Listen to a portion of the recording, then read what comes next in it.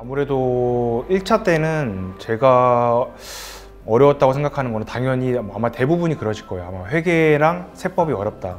그거는 특히 회계가 저는 많이 어렵더라고요. 아무리 계속해도 이 원리, 저희가 일상생활에서 이런 돈을 주고받는 데에서는 그렇게 어떻게 보면은 그거랑은 다른 개념이라고 생각되기 때문에 그게 자꾸 이제 머릿속에 있다 보니까 회계라는 개념을 이해하기가 어렵더라고요. 그리고 세법 같은 경우에는 아무래도 시간이 없고 워낙 양이 방대하다 보니까 그거를 하나하나 다 외우는 거를 초점을 맞추면은 아마 다 못 보지 않을까. 예, 그게 그렇게 생각이 됩니다. 그리고 2차 때는 아무래도 다 어렵지만 사실 다 어려운 게 맞는데 그래도 제일 좀 난감하다고 해야 되나? 접근 딱 봤을 때 이거 어떻게 해야 되지 하는 생각이 드는 게 저는 세법학이라고 생각합니다. 그건 저는 사실 세법학은 처음에 보면은 이거를 회독수를 늘리는 게 중요하다고 하는데 이게 내가 10번 읽는다고 머리에 들어오나? 그 정도로 정말 막막하다 보니까 저도 처음에는 그렇게 생각을 했는데 근데 계속 읽다 보면은 어느 순간 그게 이제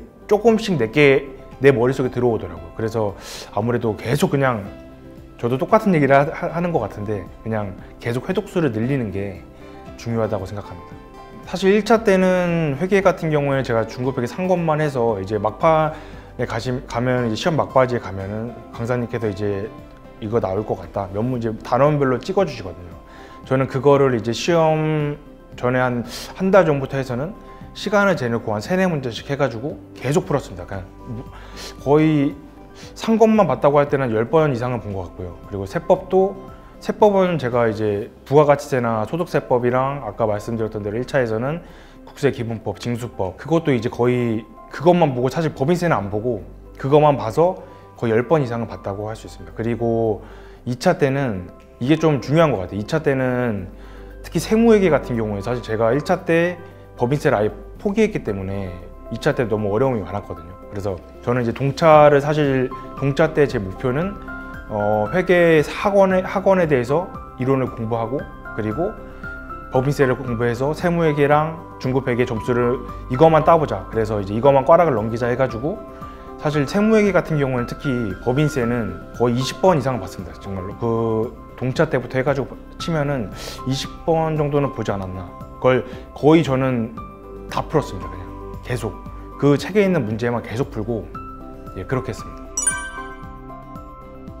제가 사실은 이제 1차 때는 아까 말씀드렸던 기본 이론반은 다른 인터넷 강의를 들었거든요. 전업 수험생들이 하는. 근데 이게 기본 이론 강의를 이제 직장 다니면서 듣다 보니까 나중에 이제 객관식 반을 시작할 때쯤에는 아무것도 기억이 안 나더라고요. 제가 심지어 회계도 3권만 보고 법인세도 안 보고 했는데도 그마저도 이제 내가 이게 봤던 게 맞나 싶을 정도로 기억이 안 나더라고요. 그러던 중에 이제 제가 이제 아이파 주말반을 알게 됐고 그래서 주말반에서부터 이제 객관식 반을 이제 듣기 시작한 건데 사실 주말반의 좋은 점은 제가 봤을 때는 일단 아무래도 시간이 한정되어 있다 보니까 다른 학원에 비해서 전업 수험생들이 하는 학원에 비해서는 필요한 거 위주로 약간 요점만 이렇게 딱 핵심 이렇게 알려주시는 게 좀 중요하다고 생각되고요. 그럼 당연히 수험생 입장에서는 시간이 절약되고 그리고 아무래도 주말에 수업을 듣고 평일에는 복습할 시간이 있고 자기 혼자 생각할 시간이 있다 보니까 그로 인해서 고민을 하고 일주일 동안 고민한 걸 또 이제 다음 수업 시간에 가서 강사님께 여쭤보고 하면은 그게 어찌됐든 기억이 오래 남거든요. 그래서 그런 부분이 중요하고 좀 더 다른 학원보다 차별화되는 점이지 않나.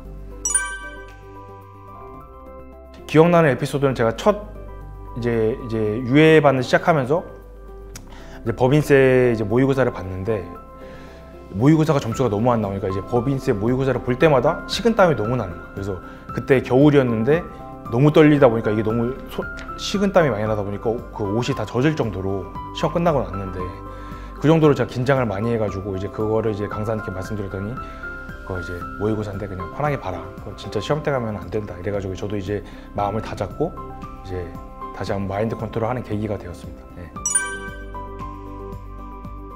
말씀드리고 싶은 거는 이게 되게 사실 수험 기간이 언제 끝날지 모르고 한번 시작하면은 되게 시간과 노력이 정말 많이 필요합니다. 정말 막 몸도 많이 힘들고 내가 퇴근해서 한 번 더 나아가야 되는 게 의지가 필요하고 그만큼 가족이나 친구들 하고 싶은 거를 못 하게 될 수도 있거든요. 그런 것도 있지만 그렇게 내가 노력을 한다 해도 모의고사 때 점수가 안 나오거나 원하는 대로 성적이 안 나오면은 되게 힘들거든요. 저도 사실 모의고사 때 세무회계나 중급회계가 50점을 넘어본 적이 없습니다. 정말로.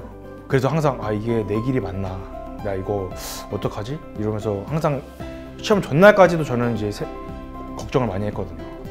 왜냐면 그 전주까지도 모의고사가 봤던 걸 또 푸는데도 또 어디서 틀리고 어디서 틀리더라고요. 근데 저는 이제 한 가지 드리고 싶은 거는 어차피 시작을 했으면 완주를 목표로 하시면은 결과는 아무도 모른다고 생각을 합니다. 저도 사실 그냥 완주를 해보자, 어차피 여기까지 왔으니 완주만 해보자, 그렇게 후회 없이 해보자, 그 마인드로 제가 했고, 그러다 보니 운도 따라줘서 좋은 결과가 나와서 이렇게 붙게 되었습니다. 끝까지 가십시오.